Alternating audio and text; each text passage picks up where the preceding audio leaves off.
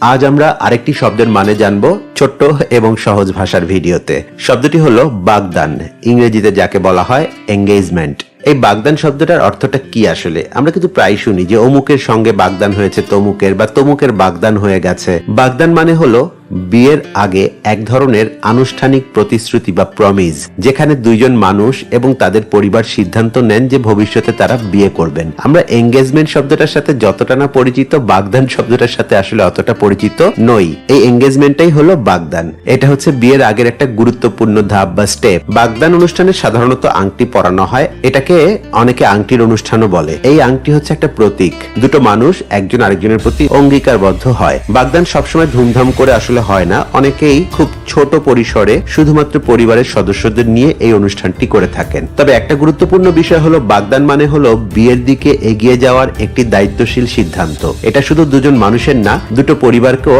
একসাথে নিয়ে আসে। বাগদান ভেঙে যেতে পারে, তবে সেটা খুবই সংবেদনশীল বা সেন্সিটিভ একটা বিষয়। তাই বাগদান করার আগে ভালোভাবে চিন্তা করা জরুরি। শুধু সম্পর্ক নয়, দায়িত্ব, সম্মান এবং ভবিষ্যৎ কিন্তু এটার সাথে জড়িত। আশা করি সহজভাবে আপনাদের বোঝাতে পেরেছি। নতুন কোনো শব্দের মানে জানতে চাইলে আমাকে কমেন্টে জানান। ভালো থাকবেন সবাই, সুস্থ থাকবেন।